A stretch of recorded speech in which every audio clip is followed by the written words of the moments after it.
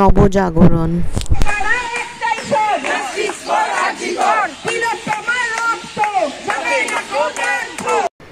মানুষ নিজেও জানতো না তাদের মধ্যে কতটা ক্ষমতা আছে। তাদের সব কিছু মানতে মানতে মানতে মানতে নিজেদের স্বার্থ দেখতে দেখতে না আমরা কেমন একটা হয়ে গেছিলাম যে বাইরে কোথায় কী হচ্ছে আমার দেখার দরকার নেই, আমারটুকু ঠিক রাখলেই হবে।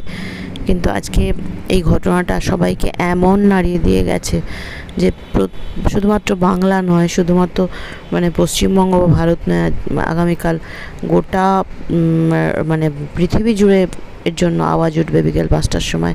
তাহলে একটা সোল, তার কতটা ক্ষমতা, কি পারপাস নিয়ে সে এসেছিলো এই পৃথিবীতে, সেই পারপাসটা সে সার্ভ করে দিয়েছে সত্যি করেই। মানুষের পাশে আজকে সব কিছু ভুলে মানুষের পাশে এসছে। হ্যাঁ, একদিনে কোনো কিছু সব কিছু বদলে যাবে, সবাইকার সব কিছু যা চাইছে তাই হয়ে যাবে, খোল নালচে বদলে যাবে এটা আশা করা ভুল, সত্যযুগ ফিরে আসবে এটা আশা করা ভুল, কিন্তু কিছু তো বদলাবেই। নবজাগরণ তো বদলানোর জন্যই আসে, তাই না? প্রত্যেকটা জিনিসের থেকে আমরা কিছু না কিছু তো শিখি, কিন্তু সেই শেখাটার থেকে আমরা মানে শিক্ষাটা নিই না। এর আগে যে কোভিড কাল গেছে, কোভিড কালেও আমরা দেখি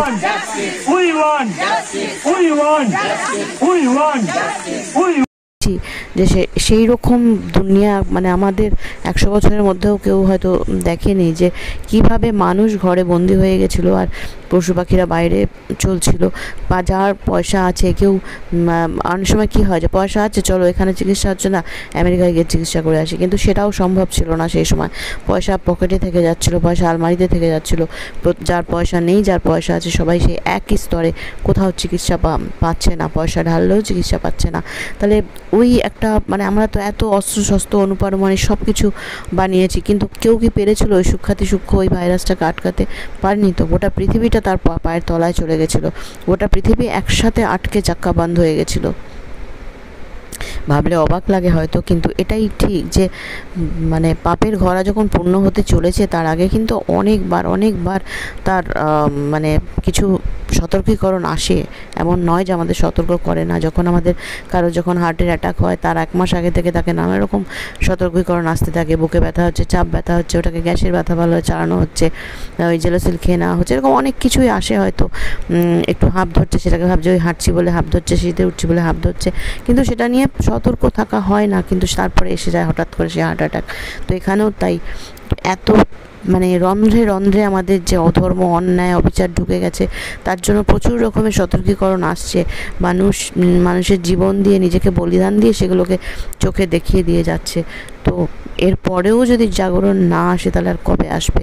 অবশ্যই এসেছে এই জাগরণ। মানে এত বছরের মধ্যে বোধহয় কেউ দেখেনি। চারিদিকে অনেক ঘটনা উঠেছে, খানিকটা হইচই হয়েছে, আবার সেটা মানে বন্ধ হয়ে গেছে।